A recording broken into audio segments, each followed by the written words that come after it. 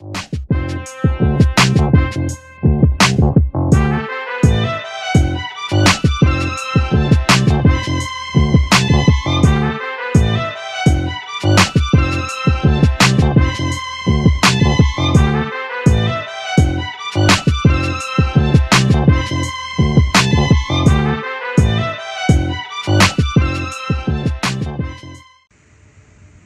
going on, good people? This your boy Berto, your host of the 95 North Falcons Talk Show, coming to you with mock 2.0 for our Atlanta Falcons. Falcons are slated to pick number 8, so I wasted no time in seeing what offers were out there, and guess who comes to calling? Philly. So I was able to trade Philly. Well, actually swapped the 8th for the 10th, and Philly was so gracious enough to give us the 30th pick and this year's draft, giving the Atlanta Falcons 2 first-round picks. Something that could happen if Philly really wants a player that they cover at number 8. You know, it's not an unlikely scenario. With presumably the top 4 picks being quarterbacks, some of the players may be falling down the boards, giving Philly, a much-needed opportunity to come up and grab their guy. So, without further ado, at number 10. This gentleman, Tyree Wilson, has been mocked in a lot of mock drafts that I have done and I have seen, as high as number 2, as low as number 3. And with this one, I was shocked and surprised to see that he was still available, so I snagged him at number 10. Tyree Wilson, 6'6", 276 pounds. What can you say about this young specimen, man? The kid's an excellent edge rusher. I think that coming into Atlanta, his best situation would be kicking inside and being a situational pass rusher in a dime situation, nickel situation, where he plays a role or fills a role of a defensive tackle. He's athletic enough to give guards nightmares. He's that quick and agile that he can definitely make some noise in the inside first, as he learns the game a little bit better, adds more moves to his arsenal, and then he can man it down on the outside. He won't be asked to do much in his first year, seeing as, Campbell, Grady, Taquan Graham, Timmy Horn, Jalen Dalton. We have a healthy, also, speaking of healthy, Eddie Goldman's also back. So we have a healthy rotation, so he can fit right in and make an impact. I think he can be a dominant defensive tackle right from the beginning. So Tyree Wilson at number 10. Now, with the second pick in the first round, 30th overall, I went Cody Monch, offensive tackle. Could be a plug and play guard in this league, 6'5", 6'6". He's a hell of a run blocker, and Atlanta's strength is running the ball, so why not add some added strength to that? We all know that the left guard position is very problematic and still a revolving door, so Cody Monch can come in and settle that position from day one and for the foreseeable future.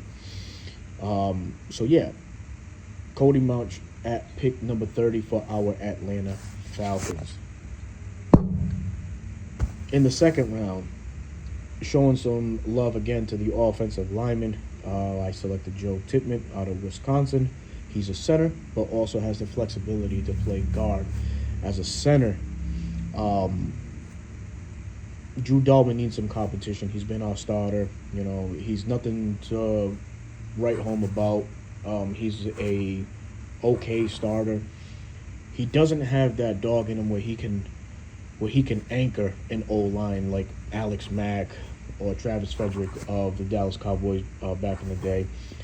But Joe Tippmann offers that from the center position, and truth be told, Drew Dalman needs some competition at that position. I know we have Matt Hennessy, but Matt Hennessy has seemed to shifted over to the guard side as he filled in as our left guard last year. So Joe Tippmann, I think, will bring immediate stability to the center position. He's very strong at the point of attack. He can anchor, again, stability on the inside, especially with Desmond Ridder now, the QB1. You want to make that pocket very comfortable for him to and feel confident that he can step in and make a throw or just have the proper adjustments called at the line of scrimmage. So week one, we can see a combination of Jake Matthews, Cody Monch, Joe Tippmann, Chris Lindstrom, Caleb McGarry. I am definitely okay with that, giving our Falcons an elite offensive line for the 2023 season. Next pick, Rashee Rice, SMU wide receiver. Rashee Rice has been climbing up draft boards. The Falcons had him in just recently for a visit. He's listed at 6 feet, but man, he plays bigger than his listed height. He's a very physical receiver, especially at yards after the catch or the yak. The kid does an unbelievable job at getting open, runs great routes, has excellent footwork.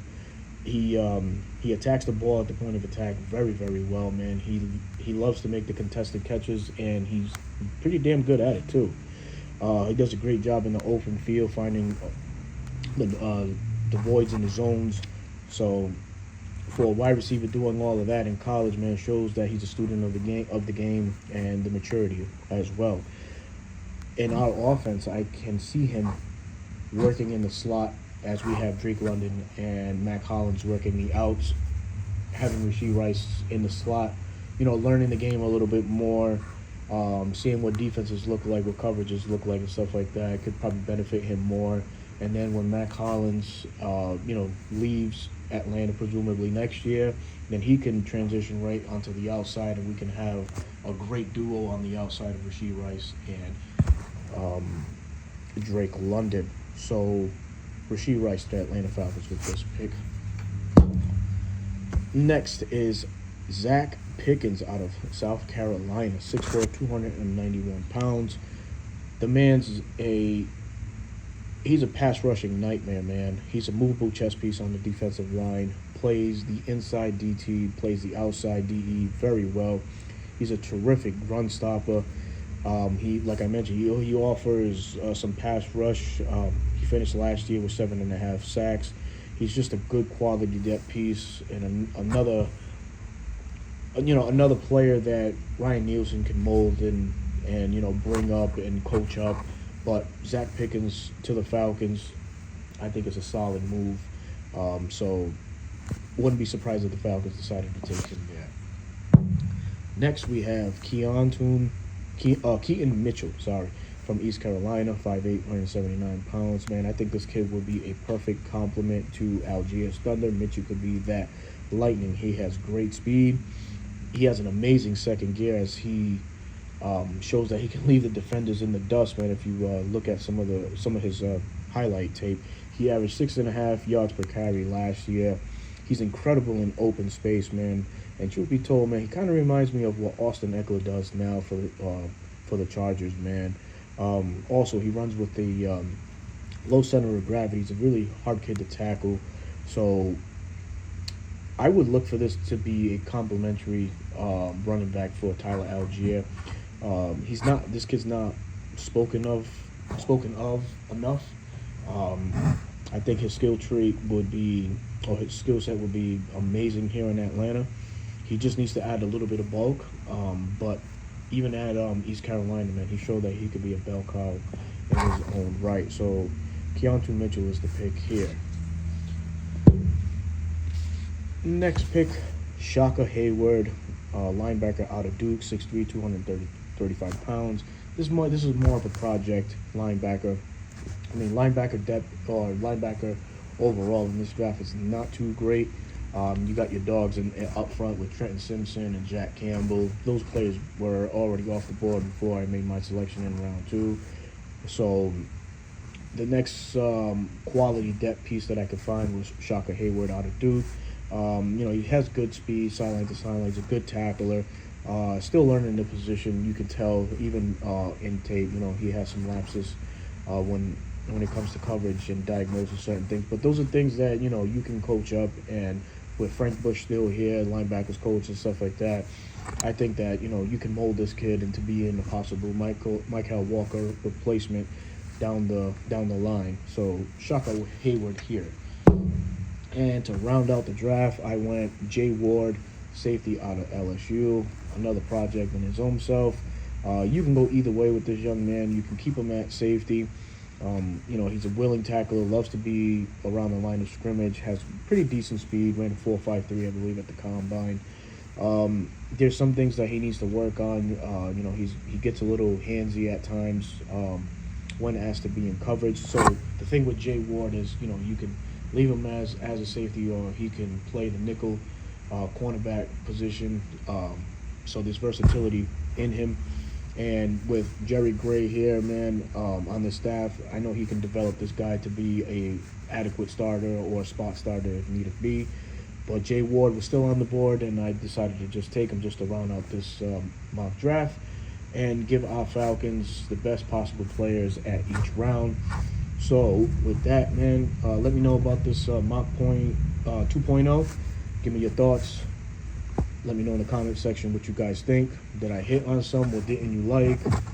Let me know. And if you're new to the channel, please hit that subscribe button. This is your boy Berto, your host of the 95 North Falcons Talk Show. Peace.